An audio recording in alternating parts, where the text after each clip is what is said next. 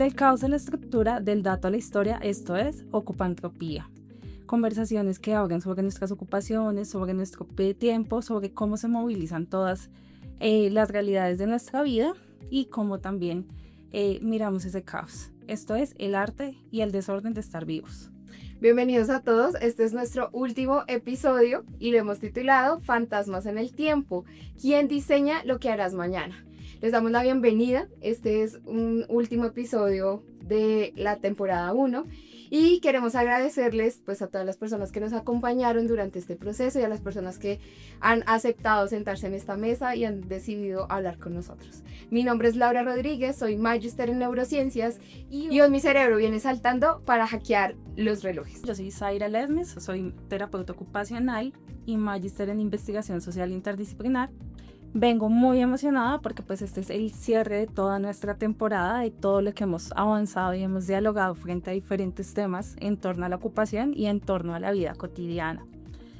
Es un viaje que ha sido una locura inmensa con diferentes invitados. Antes de presentar a nuestras invitadas, quiero que también miremos los hats que dejaron nuestro profe Luis Alfonso Barragán el episodio pasado y ver en qué avanzamos en eso. Entonces, quiero invitar a la mesa que nos cuente cómo nos fue esta semana. Yo soy Laura Barrera Gómez, terapeuta ocupacional, candidata a Magister de Epidemiología y Salud Poblacional. Pues del HAC realmente no leí ni vi la película, pero me tomé el tiempo contemplativo. Entonces lo que hice fue aprovechar, esta vez, este fin de semana tuvimos espacio de estar solo mi mami, mi hermana y yo, entonces tuvimos un espacio para estar las tres, compartir, molestar con los perritos, entonces aproveché el tiempo y pues vi cómo era nuestra función de familia, las tres, que es algo que con mi mamá hace rato no estábamos juntitos, entonces aprovechamos y el tiempo así, ese fue mi hack, como tomarme el tiempo de alejarme de muchas cosas y contemplar la riqueza y el arte de la familia. Wow, súper.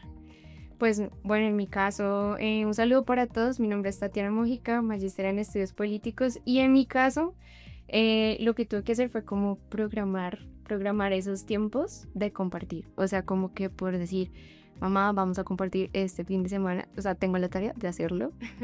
y creo que eso le permite a uno como darle el lugar a cada cosa. En el episodio pasado hablábamos de cuáles son nuestros roles. Y creo que uno es nuestros roles pues es ser hijos. Entonces como que he tenido que ir reflexionando como yo también soy hija y no solamente estoy en un ámbito académico y profesional, sino que ser hijo también implica dedicarle tiempo, como decía Laurita, a la familia. Y podemos cuadrar ese tiempo, entonces ahí les contaré cómo nos va en la siguiente temporada. Bueno, yo estoy haciendo pan de masa madre, entonces estoy aprendiendo a hacerlo junto a mi esposo y ha sido un tiempo muy, muy significativo. ¿Por qué? Porque yo soy muy curiosa por las texturas y por todo lo sensorial que reúne cualquier cosa, ¿sí? Cualquier actividad. Y para mí ha sido interesante ver cómo se va activando esta masa madre, cómo es esto del olor, incluso un poquito del sabor, cómo es esto de amasar, cómo es esto de los tiempos. He estado leyendo y he estado muy pendiente de cómo se puede desarrollar mejor esa masa para poder elaborarla. Y es algo que requiere de mucho tiempo, ¿sí? Mucha paciencia. Un día está con muchos ojitos brotando, otro día no. Y ha sido muy especial poder compartir esa experiencia con mi esposo porque claro, nos une alrededor de una actividad contemplativa, nos da esa unión de red, esa red alrededor de algo y bueno, pues también en la siguiente temporada espero contarles cómo quedó ese pan. Si no se me quemó. ¿Cómo te apetece? Bueno, me alegro mucho porque revisando lo que ustedes están hablando, nosotros durante los episodios hemos hablado de eso, de volver al origen, de volver a las raíces, de volver a generar comunidad, porque pues venimos en un mundo hiperconectado que nos maneja mucho la individualidad, entonces como retornar y veo que pues lo estamos cumpliendo poco a poco. En mi caso, pues nosotros tenemos como el rito de que todos los meses, el primer sábado del mes hacemos mercado de todo. En mi casa se hace todo, se empaca, se lava, se deja como todo listo para el mes.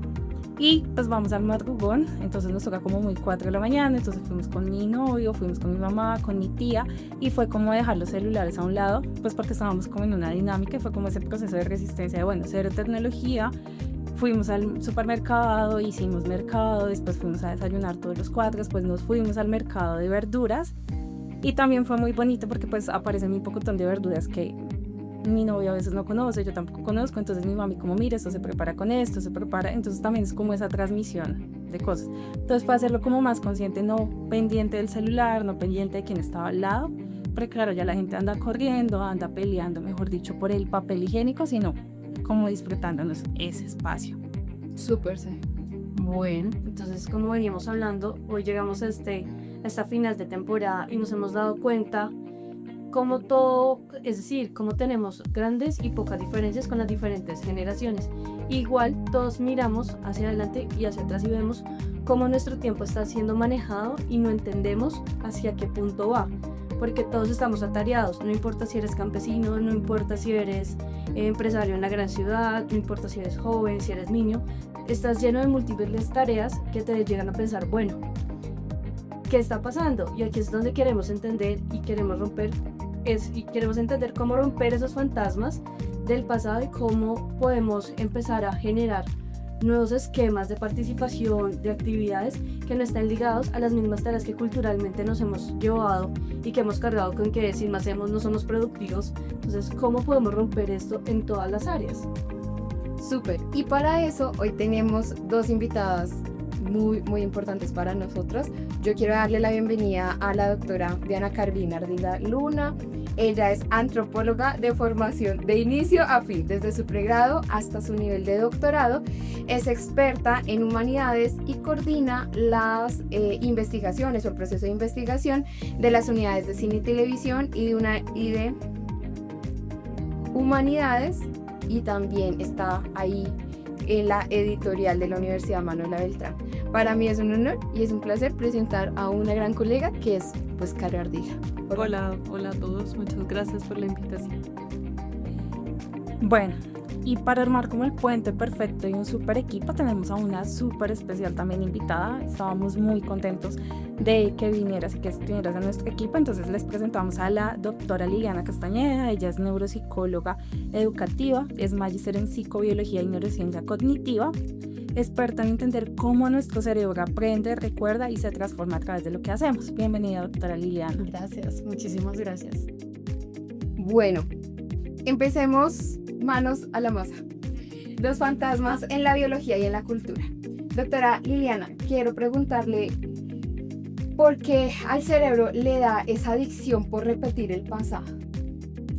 Y esta pregunta la hacemos partiendo de en esta última temporada, ¿cierto? Y en estos podcasts hemos empezado a cuestionar mucho el tiempo, el uso del tiempo.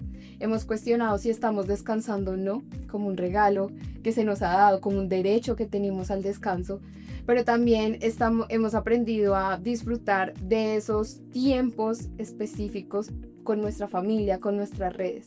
Sin embargo, hay algo que últimamente también ha estado rondando por mi mente, y es que el cerebro como que se queda en el pasado y hay un gran futuro por venir, pero yo me quedo en el pasado. Entonces da un poquito como de nostalgia, no sé, las reuniones con los abuelos, los primos cuando éramos chiquitos, ¿sí? Y nos quedamos de pronto ahí. ¿Qué es lo que nos pasa neurológicamente y por qué estamos tan acostumbrados a repetir ese pasado? Bueno, en primer lugar, la memoria realmente es la que nos permite a nosotros formar historia, ¿sí? Si nosotros no tuviéramos, si nuestro hipocampo no funcionara a las mil maravillas, nosotros no podríamos saber ni quiénes somos, ni de dónde provenimos, ni nuestra familia, ni esto. Muchas veces voy a tratar como de explicarlo seccionado. Entonces, mira, cuando hablamos de por qué me quedo en el pasado y que ese pasado me genera emociones tristes, ¿no? O sea, desagradables, porque no podemos hablar de que las emociones sean negativas porque son adaptativas, son funcionales, pero esta es distinta a cuando estoy en una reunión familiar y recuerdo la historia en el pasado de la reunión familiar. Son dos contextos distintos, dos contextos que me generan hasta inclusive emociones diferentes. Entonces, una está ligada a cómo el pasado terminó afectándome mis decisiones en el futuro, y aquí es cuando tenemos traumas o cuando tenemos situaciones adversas que hacen que de alguna otra manera mi mente me las traiga de nuevo y ya empiezan a generarse, por ejemplo, como amenaza. Voy a poner un ejemplo. ¿Por qué nos quedamos en el pasado en temas de relaciones de pareja? Cuando sufres de una traición, cuando tienes tu relación de pareja estable y la otra persona te traiciona, ¿sí? Eso te generó emocionalmente un shock muy, o sea, como que muy fuerte, ¿no? Te sientes triste, te sientes mal y también te genera miedo. ¿Miedo a qué? A volver a reiniciar una relación. Entonces, las personas ya después no pueden tener una relación sana, sino que muchas veces prefieren como tener relaciones muy transitorias y no con el compromiso, porque tienen miedo a volver a ser traicionados. Entonces, ¿qué pasa a nivel cerebral en este caso? Pues se quedó impregnado definitivamente en el hipocampo, pero pues también hay una activación en la amígdala, que es la que me dice que hay un peligro, que hay un riesgo, ¿sí?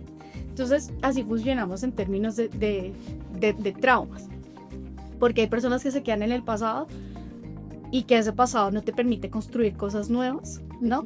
Es porque te generaron emociones no tan agradables, ¿sí? Entonces, en primer lugar, pues hay que ver si lo que tengo de recuerdo me está frenando para poder disfrutar mi futuro, ¿sí? Entonces, de hecho, pues les voy a contar un caso que me pasó hace poco con una niña con la que estuve, una chiquita, en que los papás se divorciaron. Y ella cada vez que pensaba en el divorcio de sus papás, se ponía a llorar, ¿sí? Y yo le decía eso, y ella me decía, es que extraño cuando mi papá y mi mamá y los tres jugábamos juntos. Y pues en ese momento yo le dije, bueno, ok, sí, ¿eso hace cuánto fue? No, hace como 3 años, ¿sí? Y es lo que tú estás mencionando, o sea, cómo este recuerdo me lleva a ver el pasado y no me permite disfrutar el presente. En ese momento yo hablo con ella y le digo, ¿pero qué tienes ahora? Antes tenías a tu papá y a tu mamá, ¿ahora qué tienes? No, vivo con mi mamá, tengo mi nana, me encanta porque con mi mamá disfruto ciertos momentos, ¿no? Entonces en ese momento fue como decir, ok, lo que ya pasó con tu papá ya es historia, ¿sí? Tenemos que ser conscientes que el pasado no se repite. Eso es algo que ya no va a volver. No podemos decir, sí, ya, hace 10 años, hace 5 años viví esto, fue bueno, pero ya no depende de nosotros el construir uno nuevo. Entonces es donde la llevé a que ella pensara en qué cosas disfruta el ahora, ¿sí? Para que cada vez que piense en el pasado, no se centre en el pasado, sino piense en lo que tengo hoy, y lo que podría tener mañana. Y lo otro que mencionabas sobre el tema de nostalgia familiar, pues eso también es un vínculo que une. Son memorias, son recuerdos de que lo que hace, en este caso, por eso hablo de una emoción distinta, que si bien se percibe como nostalgia porque fueron tiempos pasados, también son momentos en donde tú puedes de alguna otra manera generar ese lazo, ¿no? Y entender la historia de la familia, que es algo que muchas veces nosotros no tenemos y no nos dedicamos el tiempo a escuchar a nuestros abuelos, ¿sí? Entonces, bueno, eso es lo que quería mencionar. Wow. ¿Y tú crees que nosotros elegimos lo que hacemos hoy? ¿O por el contrario, somos un disco rayado biológicamente? La verdad, yo siempre he dicho una cosa. Nosotros, acabas de hablar de algo que yo te voy a decir personalmente. Yo no creo que el libre albedrío exista. Okay. O sea, ese postulado filosófico en donde dice que tú eres capaz de decir lo que quieras, ¿no? Yo pienso que nosotros, a través de la construcción de memoria que hemos tenido, ¿no? O sea, de nuestras experiencias desde la infancia hasta ahorita, nos conducen a ciertos caminos, ¿sí? Pero que tú realmente puedas decir, estamos en ceros, ¿no? No hay nada en mi vida y de acá yo decido, es muy complejo, porque nosotros tenemos influencia todo el tiempo. Y si es verdad, ya tenemos vicios biológicos. Lo que yo estaba mencionando, la relación de pareja que me generó el trauma, ¿sí? O sea, yo decido en este momento no volver a tener una relación de pareja estable porque pues ya me generó un daño la primera que tuve, ¿sí? Entonces ya tú crees que en adelante va a pasar lo mismo. sí hay vicios, ya nosotros estamos viciados biológicamente y este vicio, estas memorias que se forman, pues hace parte de todo el contexto donde crecí, en la familia a la que tuve, quiénes son mis amigos, en donde estudié, ¿no? La carrera que estudié, o sea, todo eso ya te encamina hacia una ruta que a veces uno no es consciente de que está viciado, como lo dijiste tú en términos biológicos. Wow. Imagínense que conozco un poco más de cerca a Caro y Caro ha estado muy cercana a la historia, ¿sí? Al estudio histórico, a las etnografías, a los seres humanos. Caro, ¿qué piensas tú respecto a estamos rayados biológicamente o crees que nosotros somos dueños de nuestro tiempo? Yo creo que más que rayados biológicamente estamos rayados socialmente, porque finalmente es en la cultura en la que crecimos y es el marco de referencia que tenemos. Nuestra posibilidad, sin decir que el libre albedrío exista así plenamente, porque tampoco creo que exista la libertad plena, sí creo que cuando uno se expone a experiencias distintas, nuestro cerebro tiene la capacidad y nosotros tenemos la capacidad de elegir caminos un poquito distintos. No se va a salir del marco porque igual nosotros tenemos muy arraigado temas de la cultura de los que ni siquiera somos conscientes. Yo siempre le digo a los estudiantes en clase, cuando ustedes van a llegar a la casa de alguien, ustedes no entren hasta que alguien les diga que sigan. ¿Sí? Y eso uno no lo piensa. Uno nunca piensa, tengo que detenerme antes de entrar a la casa si no me dan permiso de entrar. No. ¿Sí? Entonces, ese tipo de cosas que uno no es consciente está incidiendo totalmente en las decisiones o en las acciones que uno tiene. ¿Pero por qué? Es porque son comportamientos aprendidos, son comportamientos que uno ve que se están repitiendo constantemente, porque los padres, los abuelos, en el colegio, todo el mundo le está reforzando a uno el mismo comportamiento, entonces queda uno rayado más socialmente. Pues yo en lo biológico ahí sí ya me alejo un poco porque desconozco bien.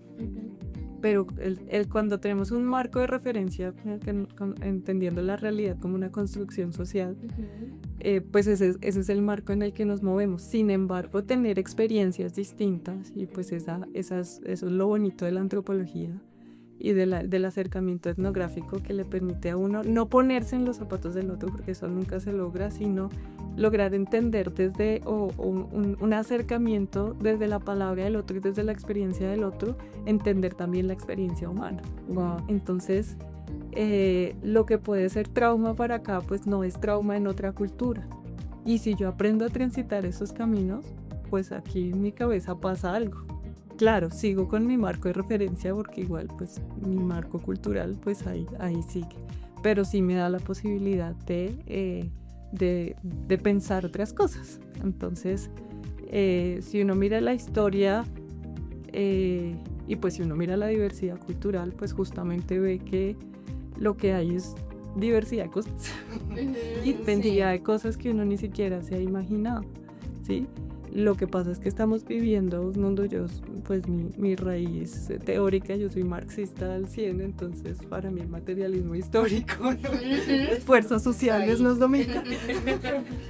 Entonces cuando uno está mirando, pues es que el contexto en el que estamos creciendo, pues en torno a lo que mencionan del tiempo, pues nuestra construcción social del tiempo nos hace sentir que siempre estamos ocupados, que siempre tenemos que estar haciendo algo.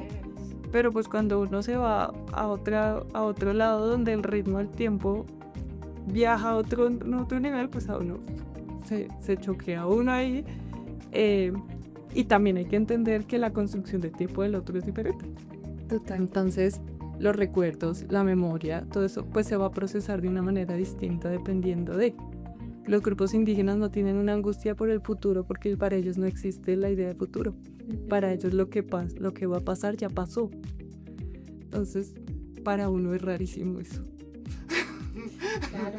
Es más incertidumbre. Incluso, ¿cierto? Porque yo digo, sí, yo puedo elegir mi futuro. Entonces, yo voy a estudiar y entonces yo luego voy a hacer esto. Y si una comunidad indígena te dice, un sabedor te dice, pero es que ¿para qué se preocupa si lo que va a pasar ya pasó? A mí eso me genera más angustia. Claro. Y probablemente, profe, no sé, bueno, eso pasa también porque en la forma en la que fuimos nosotros criados, o sea, también qué pensaba nuestra familia acerca de, ¿no? Entonces, si mi familia pensaba acerca del trabajo que tenía que ser de lunes a domingo, que el trabajo dignifica y que yo siempre tengo que estar para las personas, entonces probablemente pues voy a ir en esa lógica y el día que trabaje pues no le va a haber problema en que trabaje el domingo, ¿sí? Y es bien interesante porque como que en ese ritmo de vida también está qué se espera de las personas a qué edad. Entonces a mí me pasa mucho cuando veo a los estudiantes y algunos frustrados y algunos como, pero es que tengo tanta de ellos, y yo decía, claro, a veces tienen una fortuna que es estudiar, que ellos lo ven como una oportunidad, pero también entonces por otro lado, si es, por ejemplo, la única persona que puede estudiar, ser profesional en su casa, toda la esperanza está puesta en eso, tiene que salir, tiene que terminar, porque usted sí pudo lograrlo, usted sí pudo tener esa opción en su vida. Y ahí es donde ellos a veces como que dicen, uy, un estudiante me decía, yo no, esto que te estoy diciendo yo no se lo pudiera decir a mi mamá, o sea, porque seguro van a decir, no, usted no puede terminar, usted tiene que seguir estudiando.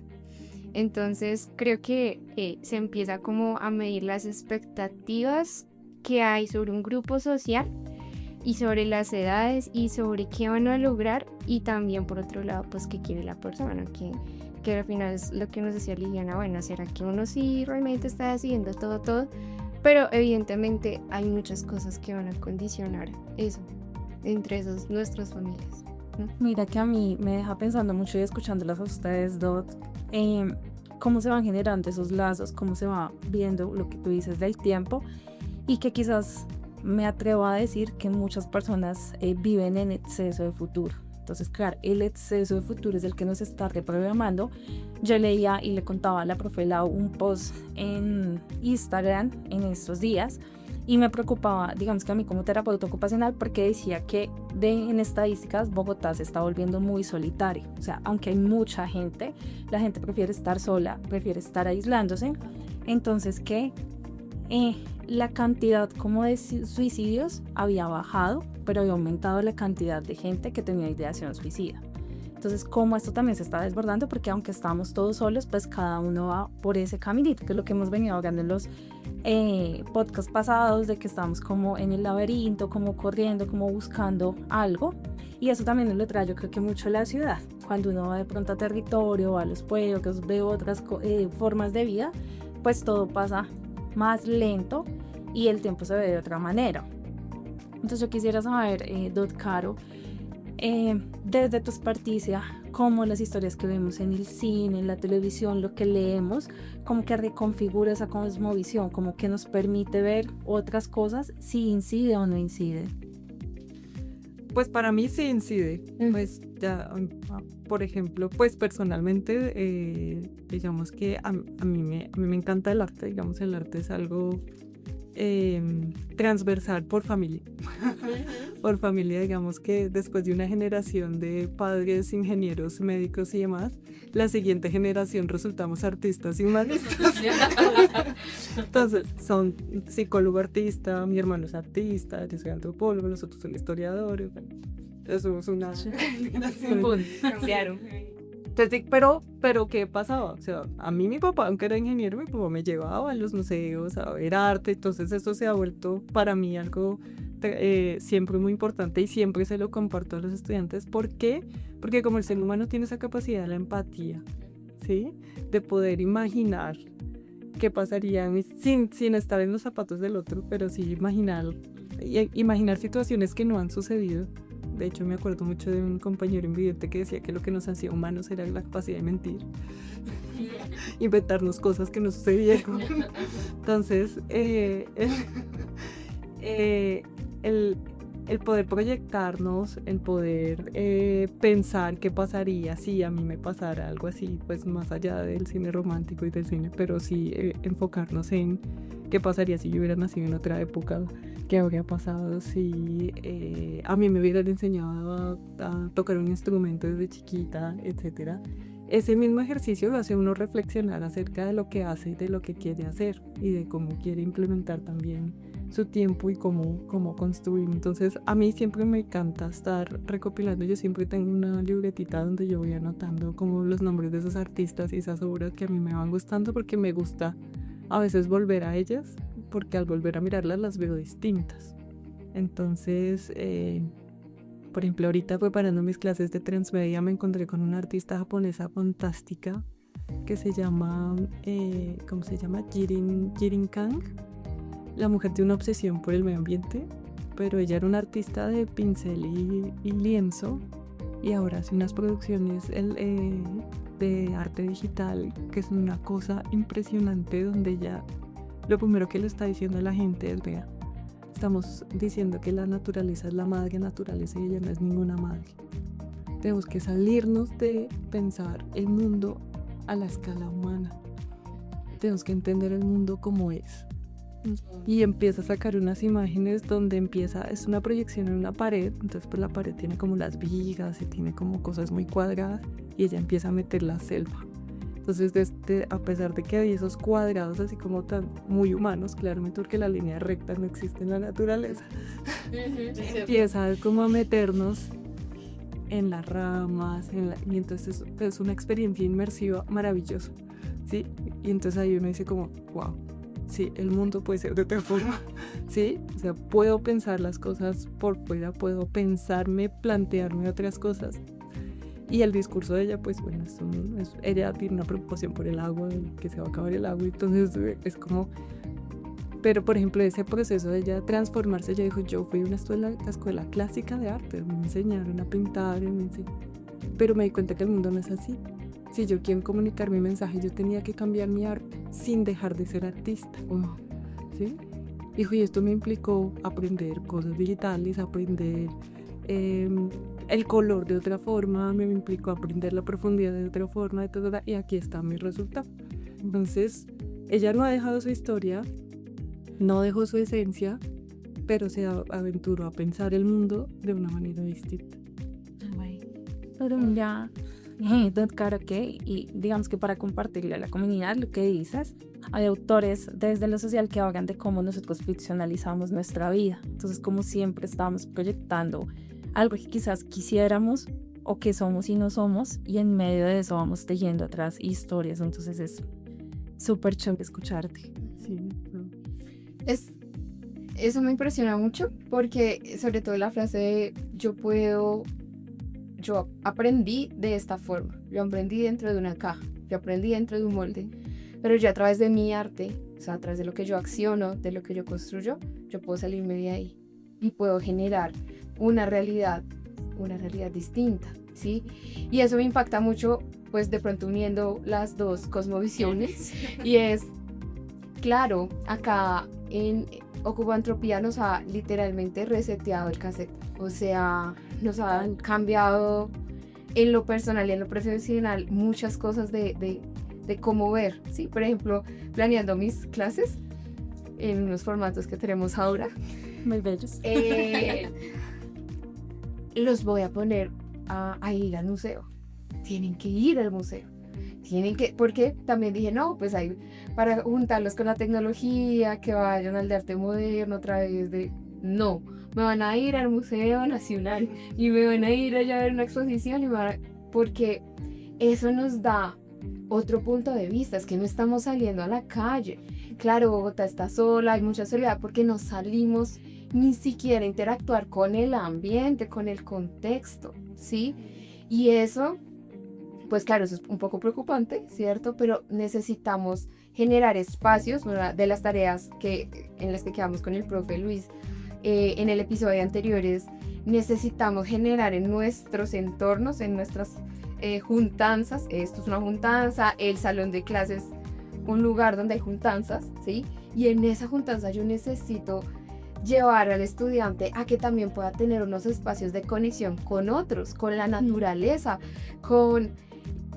han pasado muchas cosas y como les digo, en mi cotidianidad soy muy sensorial, ¿sí? O sea, busco estímulos sensoriales y eso me atrae. Y en eso me he encontrado con árboles que nunca antes me había dado cuenta que existía, por ejemplo, ¿sí? Y eso ya me dice, en efecto, esa línea recta no existe. Cuando tú dices, no, la línea recta no existe, no existe. La caja es una construcción humana, ¿Por qué? Porque la Tierra es redonda. ¿Sí? Entonces ya ahí uno empieza como a volver al diseño original del que hablamos en un capítulo anterior. Y esto me parece interesantísimo. Pero hay una palabra que tengo en mi mente y que quiero preguntarte, Caro, y es ¿cómo nos salvan las humanidades de vivir asustados por el mañana? Porque aquí también, en nuestros estudios de caso, que somos nosotros mismos, nos hemos dado cuenta de, tenemos un episodio de ansiedad líquida, entonces todo el tiempo estamos ahí, corriendo, y nada es suficiente, y nos hemos dado cuenta que una actividad hecha al día, bien hecha, es suficiente, pero el sistema, el mundo, nos dice todo el tiempo que tenemos que sacar 24 horas, 24 tareas mínimo, ¿sí?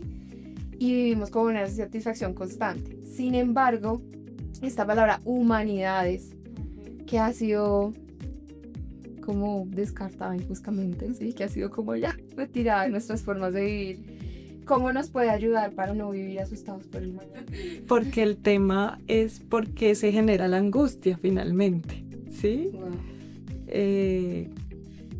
Claro, pasan muchas cosas. Estamos viviendo desde los 80 con el posmodernismo, la caída de los grandes metarrelatos que nos prometían un futuro, entonces el comunismo, Gaia, y nos quedamos simplemente con un sistema capitalista en su vertiente consumista, porque hay muchas formas de capitalismo, pero nos quedamos, Colombia por lo menos ha heredado esta versión consumista donde tú te defines a partir de lo que compras y de los títulos que obtienes y demás.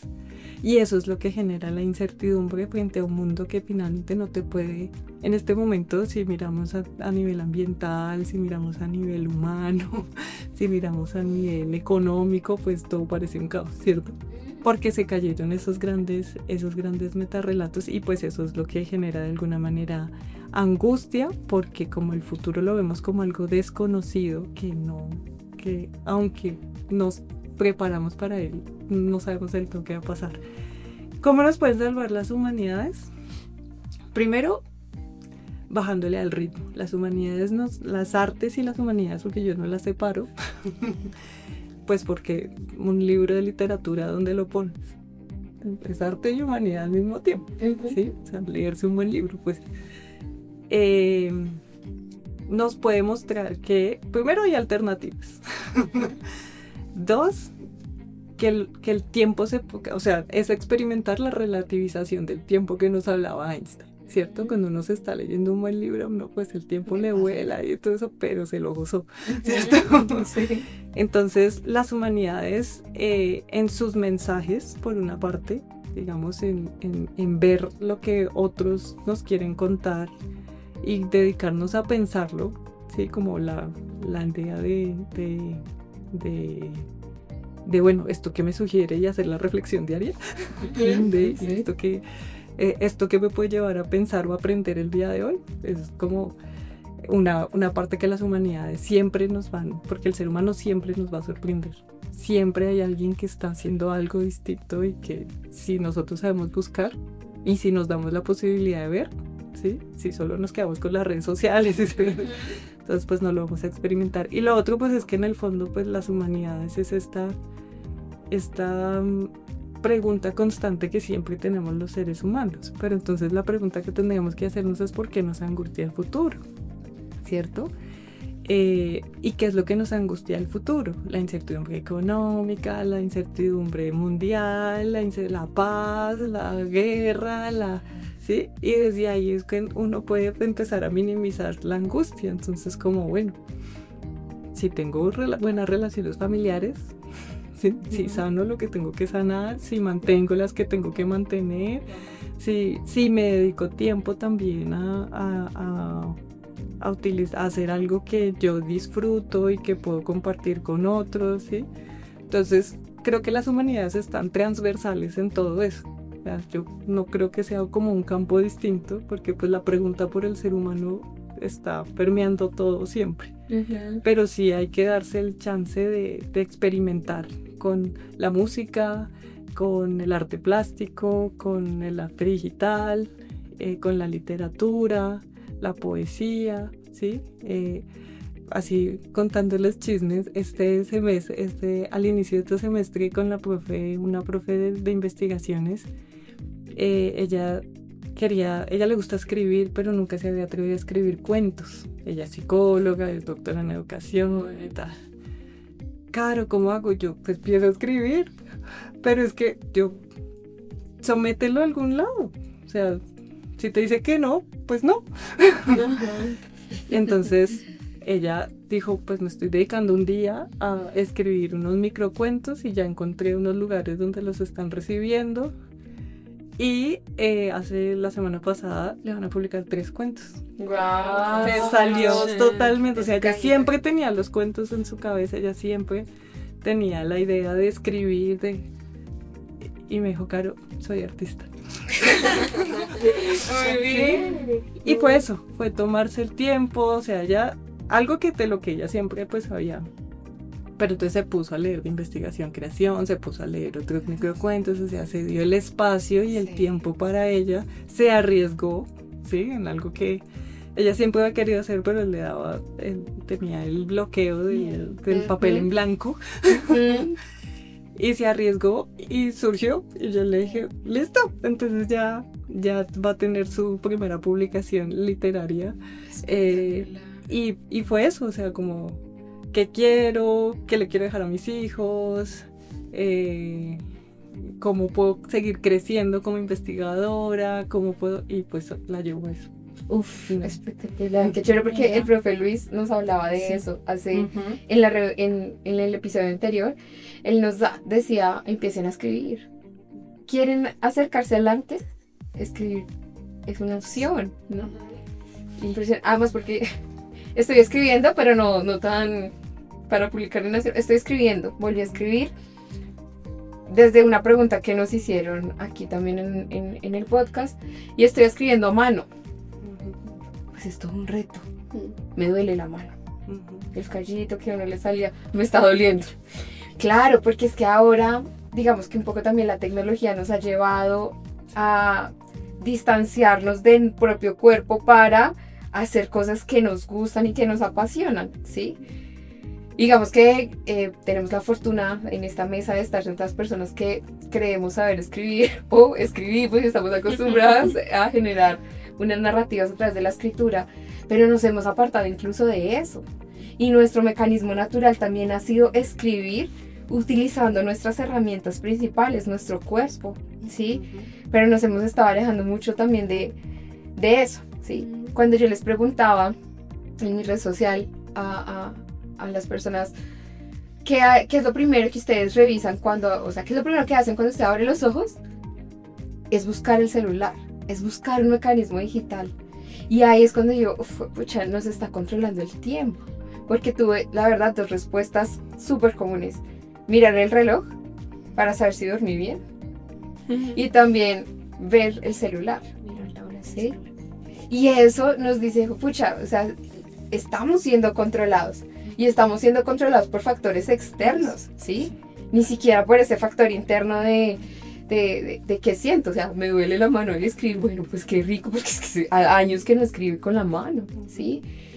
Yo quería preguntarle pronto a Liliana, porque la profe Caro como que nos puso ahí un escenario donde esa persona tomó acción, ¿cierto? Como que algo cambió, o sea, algo pasó en su cerebro.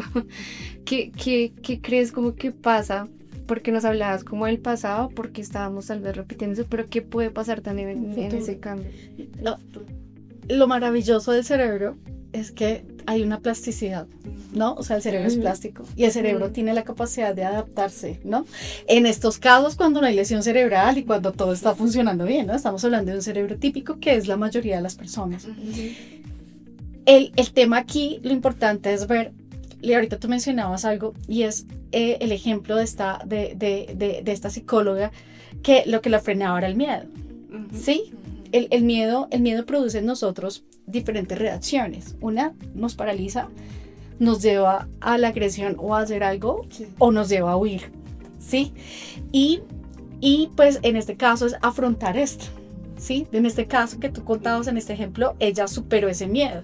O sea, ese miedo que la tuvo paralizada durante un buen tiempo, ella dijo, venga, no, voy a arriesgarme. Sí, pero para que ella pudiera tomar la decisión de decir voy a arriesgarme y voy a superar este miedo que me está reteniendo, también tuvo que ser consciente. Y ese es el primer paso, el que yo sea consciente de qué es lo que estoy haciendo y cómo cambiarlo. Si nosotros no somos conscientes de las situaciones en las que estamos viviendo, ¿no? Pues nunca vamos a cambiar, ¿sí? Vamos a permanecer igual. Y también lo que estaba diciendo de la plasticidad cerebral, eso es lo maravilloso de nuestro cerebro y que nosotros muchas veces no nos hemos puesto como en la tarea de dedicar tiempo, ¿no? Como lo que mencionabas del arte, que el arte para mí también es una de las cosas más importantes del ser humano, justamente porque está hecho por seres humanos. Justamente porque cuando tú ves una escultura, ¿quién la hizo? Un hombre, una persona, ¿sí? Un ser humano que con sus manos moldeó, ¿no? El que pinta. Pero desafortunadamente ahorita lo que estabas mencionando con el tema de la tecnología, cuando hablabas sobre el escribir, que de hecho hasta inclusive el escribir te permite también desarrollar habilidades espaciales, bueno, y todo lo demás, ¿no? Y que también te lleva de alguna otra manera a desconectarte. De hecho, cuando hay personas que sufren de mucha ansiedad, lo mejor que pueden hacer es no mirar el computador, lo mejor que pueden hacer es escribir. ¿Por qué? Porque el hecho de que tú estés escribiendo, estás utilizando otra parte de tu cerebro, ¿sí? Que también hasta inclusive te puede relajar. Pero bueno, en este caso, si nosotros entendemos que tenemos un cerebro flexible que nos permite adaptarnos, ¿no? Y si superamos ese miedo ¿no? Y en este caso el miedo a tal vez el rechazo, ¿no? No ser no ser perfecto. Todo lo que yo someto me lo publican, pero esto no es de ciencia. Pero esto no es. Mire que les voy a contar algo que me pasó algo anoche. Que de verdad, yo todavía yo digo, no puede ser que me haya sucedido esto, pero bueno. A mí me encanta la música. Pero yo la música la veo no solamente desde lo que es expresar, o sea, como el tocar un instrumento, que de hecho también es uno de los retos que he tenido yo, porque digo, tengo un cerebro plástico, mi cerebro está funcionando bien, ¿por qué no? ¿Por qué no hacerlo? ¿Por qué no atreverme a tocar un instrumento? ¿Por qué no atreverme a cantar? ¿Por qué no atreverme a bailar? ¿No? Entonces son de esas cosas que uno empieza como que generan malestar, sí.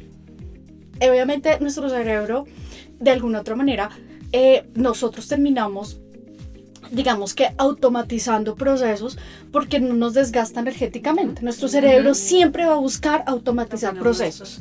Y cuando tú quieres salir de esa automatización de procesos, te genera incomodidad. Sí. Te genera malestar. Sí. Y ahí es donde uno dice, o me quedo en ese proceso automático y sigo mi rutina como siempre, que está bien y que sí es cómoda, porque no voy a decir que no, o me salgo de esa rutina y empiezo a afrontarme a nuevas cosas. Entonces ahí es donde tú tienes que romper eso. Y justamente desde la música a mí me encanta no solamente escucharla, sino que yo la aprecio desde la historia, ¿no? O sea, esta canción, ¿quién la compuso? ¿Por qué la compuso? ¿En qué época fue? ¿Cuál fue su inspiración? ¿Cuál era su familia? ¿No? Y todas esas cosas. Y justo en algún momento pensé en hacer un podcast, pero dije, no, yo como profesional, neuropsicóloga, educativa, hablando de neurociencia y haciendo un podcast. Entonces, en uno de mis tiempos libres, y de como la grabación de como ese podcast, en donde narraba una historia específica de música de Rubén Blades, que por sí es un artista que a mí me encanta, no solamente porque su salsa y, o sea, tiene un componente musical muy rico, sino por sus letras, porque él fue uno de los pioneros que habló de la salsa con conciencia, de cómo a través de la salsa tú también puedes transformar, y llegó a una población latina que estaba siendo migrante, bueno, en Estados Unidos, con un contexto muy distinto. Y yo empiezo a explicar sobre el origen de esta canción, de cómo surgió en Alemania y luego la cogieron en Estados Unidos, y de ahí sale la famosa canción de Pedro Navaja. Y bueno, yo hice esto pero hace unos meses. Estaba hablando con un amigo anoche y se lo conté, a nadie se lo había contado, era mi secreto. Dije, no voy a publicar esto dejémoslo así. Se lo cuento a mi amigo y él me dice, mándamelo. Y yo le dije, Diego, ¿cómo te lo llamo? O sea, me da pena. O sea, es algo que hice casero. O sea, yo dije, esto va a quedar en un futuro para mis hijos, para que yo se los muestre a ellos y vean cómo yo hago el análisis musical y aprecio la música desde allí. Cuando él me dijo, mándamelo, y yo se lo mando, y justo cuando se lo mando a él lo escucha y me dice, ¿puedo sacarlo en mi programa? Pero él es locutor, ¿no? De radio, en la FM. Y yo cogí y le dije, pues sí, coge la historia. Yo le dije, sí, toma la historia, pero me nombras. Como diciendo en una conversación casual con Lili, ¿no? Con Liliana, con mi amiga. Le dije, pero me nombras, porque pues yo hice todo el trabajo, ¿no? Investigativo, dije, por lo menos. Cuando me dijo, en 10 minutos sale al aire. Y yo, bueno. Y cuando llega y dice, Liliana Castañeda, neuropsicóloga, nos tiene un aporte muy importante sobre Rubén Blades, cuando pone todo lo que yo había grabado. O sea, y yo dije, Así no era. yo pensé que ibas a tomar la historia y que iba a coger todo lo que yo había hablado y que lo iba a hablar. Pero cogió toda la grabación que hice yo y la publicó. ¿A qué voy con esto? Lo que decías tú, lo que estábamos hablando del tema. Uno a veces le da miedo y por el miedo no se arriesga, y por también el tema social, es que la sociedad a nosotros nos impone cargas que a veces terminan siendo difíciles de sobrellevar. Estábamos hablando de la ansiedad, ¿no? ¿Qué pasa? Porque sobrepensamos el futuro, porque tenemos miedo. ¿Miedo a qué? Miedo a algo que no ha pasado. Miedo a algo que es inexistente, y ese miedo al futuro y esa ansiedad hacia el futuro, ¿qué va a pensar esta persona? ¿Qué va a pasar? Yo tengo mi trabajo ahora, pero no sé si aquí en un año lo tendré, y entonces empiezas a sobrepensar cosas que no hacen parte de tu realidad. Entonces yo sí creo que una invitación es, como ahorita hablando con el tema de las cargas que nos impone la sociedad, es primero verme a mí mismo, quién soy yo, ¿no? ¿Qué me hace feliz? Que a veces no tengo que encajar en el molde, muchas veces no encajamos en el molde, ¿sí? O sea, es decir, no, el hecho de que yo sea neuropsicóloga, que me guste la neurociencia o que haga ciertas cosas y que mi línea esté encaminada a esto, pues a veces toca salir del molde, y pues mira, lo que les cuento, o sea, salir en la radio con Liliana neuropsicóloga hablando de esto, porque además pues él lo expresa así, Liliana neuropsicóloga, y ya... ¿Qué va a pensar la gente? ¿Dónde va a estar o sea, la seriedad de mi carrera profesional? ¿Dónde está el componente neuropsicológico reflexionando sobre una canción? Pero sí creo que es muy importante ser conscientes. ¿Qué es lo que nos está presionando? ¿Qué es la carga? ¿Cuál es la carga que tenemos? Lo que tú decías de la chica diciendo, oye, es que yo soy la única profesional en mi casa, entonces me están presionando por esto. Bueno, pero ¿qué quieres tú? ¿Qué te hace sentir bien? Nosotros a veces nos dejamos llevar tanto por el estrés social, de que tenemos una presión, de que la gente tiene tantas expectativas de nosotros, que nosotros muchas veces nos sacamos ese tiempo para decir qué es lo que me hace feliz a mí y qué es lo que me permite a mí disfrutar el ahora, el hoy, ¿sí? Porque ese es el problema que tenemos. Nos dejamos llevar tanto por todo esto que nos genera estrés, nos genera obviamente ansiedad pensar en el futuro, porque la ansiedad es una respuesta fisiológica de una emoción básica que es el miedo, ¿sí? Miedo al futuro. Y esto no nos permite disfrutar ver la luna, no nos permite disfrutar la lluvia, no nos permite disfrutar salir a la calle y caminar y ver un día soleado y disfrutar cómo en Bogotá se ve tan hermosa la montaña, ¿no? Que a veces parecen dibujitos. No nos permite disfrutar nada. Entonces, pues, esto es de acuerdo. Es muy importante, digamos, lo que ustedes dicen, Dots, porque digamos que siempre nos estamos pensando, y lo tocábamos en un tema anterior con una de nuestras invitadas, como estamos cargados como de títulos, ¿listo? Entonces no son solo los títulos profesionales, sino yo soy ama de casa, y yo soy novia, y yo soy tal, y yo soy tal, y soy tal, y eso como que nos enmarca muchas cosas, y pues entramos como en una línea, entonces no me puedo salir de aquí y eso también puede que me genere mucha ansiedad y siempre me esté pensando, bueno, ¿qué pasa con este rol? ¿Qué pasa con esto? Claro, son importantes porque me esquematizan algunas cosas, necesitamos algo de estructura, pero no nos puede determinar quiénes somos. Doc, yo quisiera hacerte una pregunta con lo que escuché que dijo la profe Carolina y es, ¿hemos perdido esa capacidad de asombro? ¿Tú crees, digamos, desde tu experticia? En la medida en la que tú pierdes tu curiosidad, pierdes el asombro. Y desafortunadamente, en la sociedad en la que vivimos, y pues voy a hacer más referencia en las capitales, porque una cosa es cómo se vive en el campo, otra cosa es cómo viven los indígenas, o sea, el campesino vive muy distinto a un indígena, ¿no? Pero hablando de esta presión que tenemos en la capital, todo está tan a la mano, ¿no? Todo está tan fácil de adquirir. Pero yo sí creo que el problema más grande es que la gente dejó de ser curiosa. Sí. Porque cuando Sí. tú eres curioso, te asombras. ¿Sí? Porque cuando eres curioso dices, oye, la verdad, a mí me dijeron que existía, por ejemplo, esta artista que tú estás diciendo, esta japonesa. ¿Tú sentiste asombro? Porque fuiste curiosa, ¿no? Pero desafortunadamente las personas ya no están siendo curiosas. Ya las personas se están conformando con lo que tienen en el día. Pero no se toman la tarea de mirar, a pesar de que tenemos una tecnología maravillosa que nos permite a nosotros hoy saber qué pasó, qué está pasando en el otro lado del mundo. Pero por esa falta de curiosidad, sí se ha perdido el asombro. Liliana acaba de decir, o sea, ha dicho muchas cosas impresionantes, ¿no? Y es que, bueno, lo primero es larga vida a la colectividad. Larga vida a esas redes que nos permiten, que nos dan esa patadita para lograr hacer los sueños realidad, ¿sí? Que hubiera sido de la profe psicóloga que conocemos, si al contarle a Caro que era su red cercana y de confianza, Caro le hubiera dicho, no, es por aquí, no, necesitamos redes y es la primera reflexión que quiero que hagamos es, necesitamos ser redes, espacios seguros y espacios de motivación para otros, ¿sí? ¿Qué hubiera sido esta profe si no se hubiera encontrado con Caro y Caro le hubiera dicho, dale, ¿por qué no? ¿Qué hubiera pasado con este podcast casero? ¿Qué hubiera pasado? Nos hubiéramos perdido porque no sabemos a cuántas personas llegaste con esta narrativa de 10 minutos. O sea, no tienes ni idea del impacto que tuviste. Pero esta persona que creyó en ti, este otro par, esta red, ¿sí? A la que le contaste, rompió ese miedo.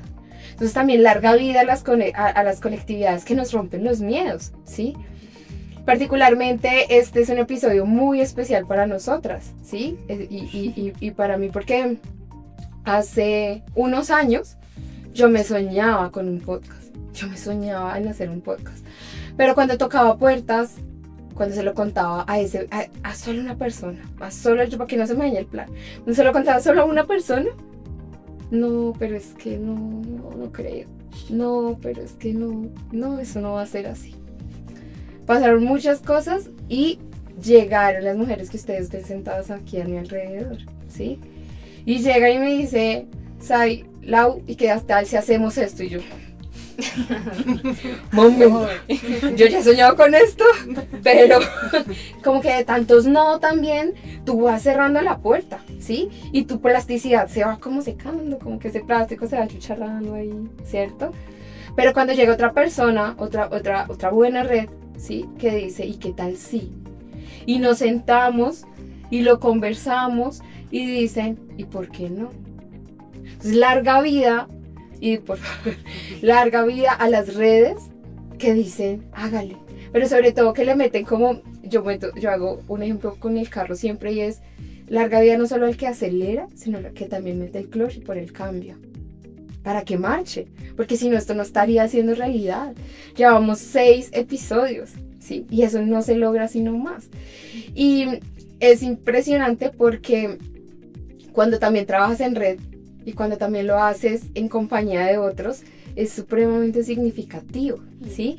Y esta es la posibilidad también para agradecer a las personas de producción que nos acompañan, ¿sí? Porque yo me imaginaba un podcast como el tuyo, ese era mi sueño. Pero cuando nos dicen, vea, acá hay una puerta, y la tocamos y nos dicen, adelante, hagamos, aprovechemos el tiempo, están a tiempo, hagámoslo, para nosotros es un wow. Ay, ¿qué tal si postergamos? No vamos a pensar en postergar, no vamos a empezar a que mañana, no, lo vamos a hacer y vamos a tener determinación. Y ese es el valor de las redes de apoyo, ese es el valor que tienen las colectividades, ¿sí? Y ese es como que sobredimensiona y sobrepasa incluso los mismos sueños de uno. O sea, tú no te imaginaste que tu podcast iba a llegar a millones de personas porque la FM no la escuchan pocas personas, ¿sí? O sea, nos imaginamos, la profe ha apostado por un cuento, va por 3, y acá, fijo, lo vamos a leer, ¿sí? Y no sabemos a cuántas personas logremos impactar con el podcast, pero sabemos que vamos a impactar a muchas personas, porque nuestro sueño es impactarlas. ¿Para qué? Para que también empiecen a tomarse estos espacios y estos hacks que hemos también nosotros reaprendido, ¿sí? Porque bueno, también nos ha tocado acá mismo sentadas, episodio tras episodio, empezar a cuestionarnos esto de la ansiedad, esto del miedo, esto de la colectividad, esto de las redes. Y esto me parece impresionante porque esto nos ayuda mucho a generar como nuevas autopistas para nuestro futuro, ¿sí? Y puede que no pase nada en el futuro, puede que sí, pero ya hoy también estamos aprendiendo en por qué nos cuestionamos tanto por el futuro, por cuál va a ser el resultado. Si yo pretendo que el resultado sea perfecto, si yo pretendo que controlar, este ya es mi segundo punto, es como ese control que quiero tener todo el tiempo para que todo salga dentro de la caja. Pero hoy aprendimos que no hay una caja, que la caja es una construcción social, pero estamos diseñados para la caja. No estamos diseñados para la caja. La línea recta se la inventó el hombre. O sea, de verdad nuestro diseño original no hay un diseño de línea recta. Hay círculos, hay puntos que no se cierran, ¿sí? Hay hojas que tienen huequitos y son perfectas. No hay una nube cuadrada, ¿sí? Y esto también nos habla de esos diseños y de eso que como humanos también nos permite como conectar y digamos disminuir un poquito también esos fantasmas del ayer y empezar también a darnos cuenta que podemos hacer algo hoy y podemos disfrutar algo desde hoy, ¿sí? Como que también hay que soltarnos un poquito de esos fantasmas que nos dicen tienes que tener el control de tu agenda, de tus descansos, porque también hay que agendarlos. Con la decíamos, el tiempo libre significa que antes estaba en la cárcel. Yo creo que sí. Y eso también nos hace cuestionar. Estructuramos nuestro tiempo ¿Por libre? qué estructurar nuestro tiempo libre cuando es libre? ¿Sí? Esto ha sido impresionante. Sí, realmente han dicho cosas, he estado muy casada, pero las he estado escuchando y me llevo cosas importantes y en general es un poco cómo el ser humano tiene esa capacidad de transformación, ¿no? Y que si aunque estamos marcados por ciertos caminos, algunos se toman la molestia de parar y decir voy a salirme de la margen, voy a ser un poquito disruptivo con mi cuadro. Y de hecho digo esto porque hace poquito mi hermano me decía, es que usted es la más disruptiva de toda la familia. Porque sí, o sea, yo voy como van para acá y yo voy como para allá. Pero es porque, pues, no sé, creo que todos podemos sentarnos a ver qué quiero para mí y qué hay de diferente. Digamos, cuando mencionaban lo del arte, ya había escuchado lo del arte en las líneas y cuando estás hablando del artista japonesa, a mí me gusta mucho el anime y los mangas y pues todo en relación de la animación japonesa y recordé mucho la película de los viajes de Chihiro y en ella pasa esto, hay una estructura de ciudad que se la tomó ya la naturaleza y ya no hay nada estructurado, entonces decía como qué chévere esa inmersión de cómo la naturaleza de verdad es algo que va tan libre y que nosotros hemos querido cuadricular. Si ustedes ven el diseño paisajístico es yo como pongo todos los árboles así, todos tienen que ser, y eso no pasa. Como nosotros controlamos y cuando se nos rompe ese control también podemos seguir y crear nuevas cosas y tener espacios de reflexión y de creación propio para el crecimiento. Entonces también cómo nos podemos mover y que no somos un sujeto rígido. O sea, el humano como humano no es algo rígido, sino que podemos transitar. Y cuando transitamos, creo que la vida es más llevadera.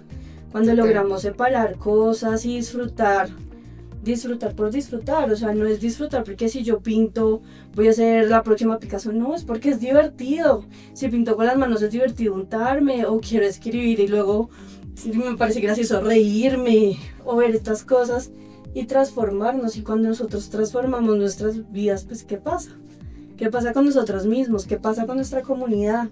Y cuando empiezo a aportar a la comunidad, y entonces cómo crezco, cómo crecen los demás a mi alrededor y cómo vamos transitando en una vida menos ansiosa y en el momento y viviendo los momentos, porque se nos va la vida pensando en qué va a pasar la otra semana, el otro mes, y no estamos viviendo y ya, el que pasó, el que me desperté y estoy aquí, Exacto. y qué rico fue el desayuno y qué rico, ¿qué pasa con eso? Entonces, ¿cómo tenemos esa capacidad de veces de romper? Y como ese encierro también, espero que mucha gente a las que le llegamos también se cuestionen de qué puedo hacer diferente, qué puedo, ni siquiera para impactar para mí, qué puedo hacer diferente para mí, que mi vida sea más rica de vivir.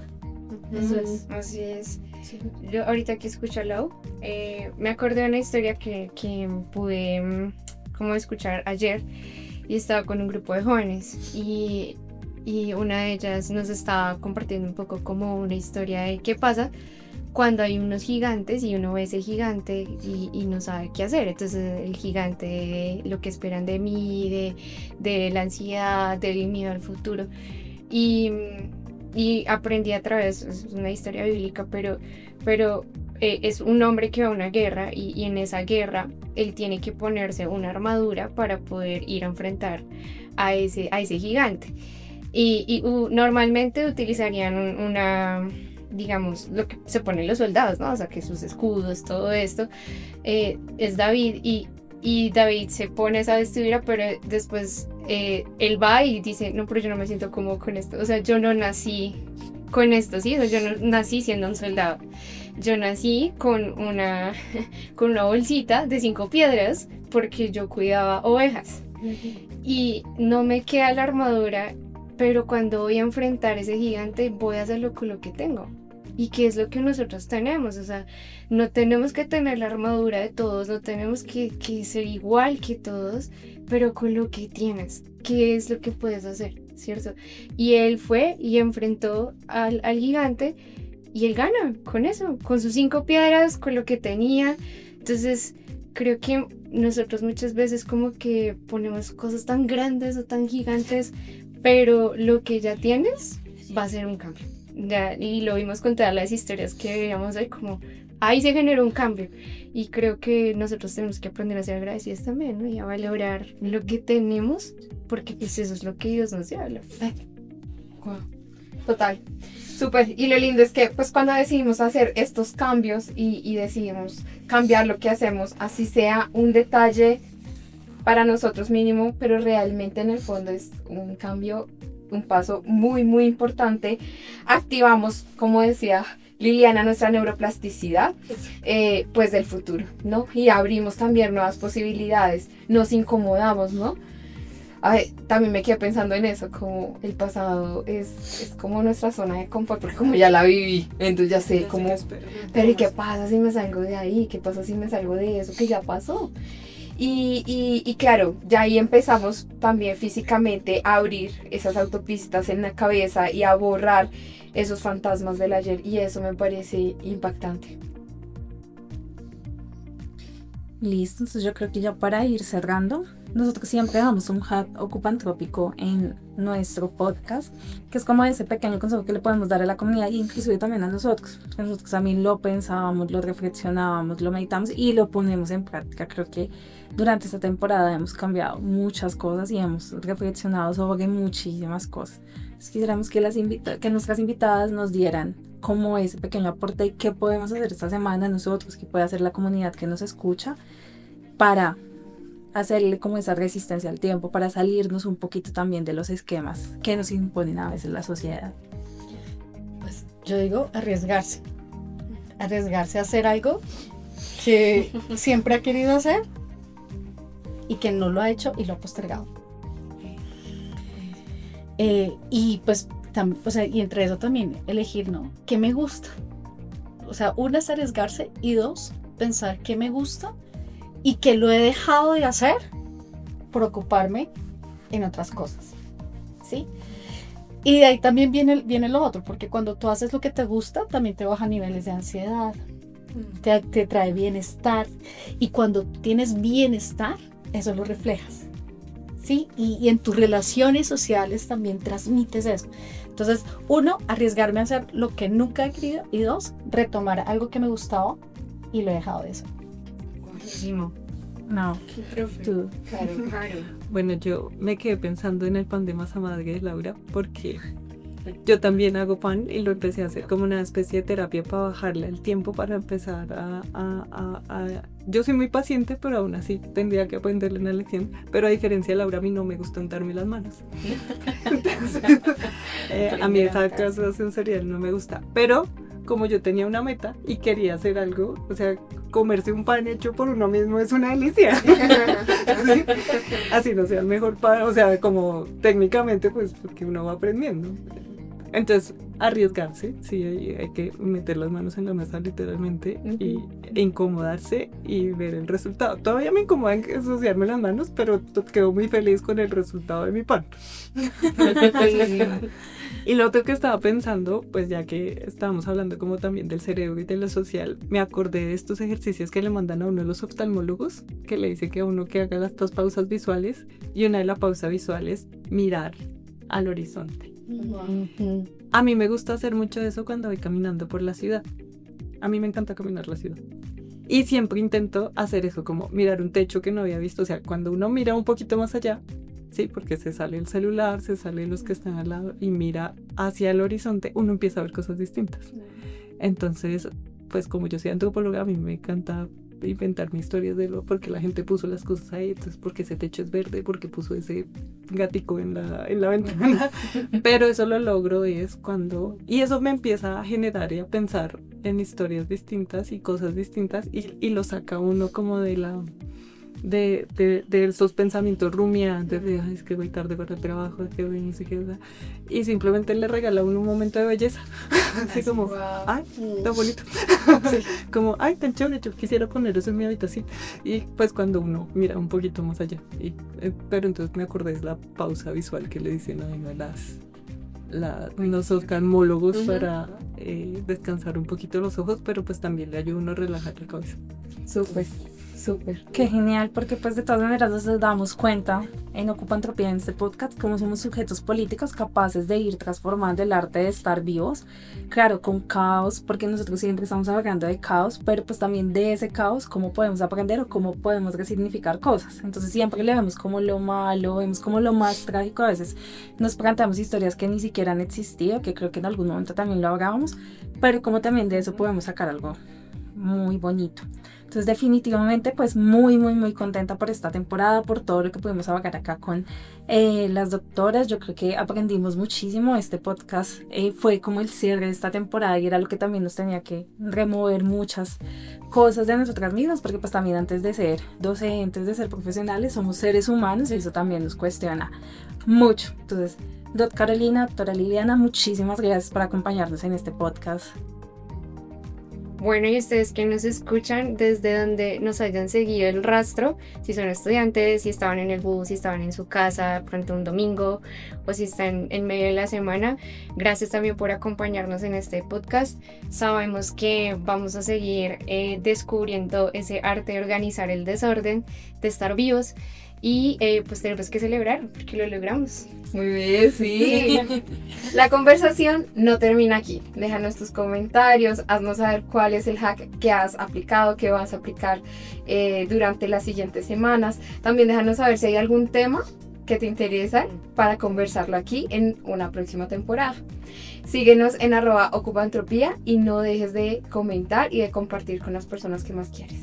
Bueno, esto fue Ocupa Entropía. Síguenos, suscríbete, dale like, comparte, activa la campanita de los anuncios para que sepas que estamos ahí. Y pues fue una grata experiencia. Por favor, no nos olviden, estaremos próximamente. Entonces, nos ocupamos en una próxima temporada o nos desocupamos. Lo que pase primero. Queremos mucho. Gracias. Bye.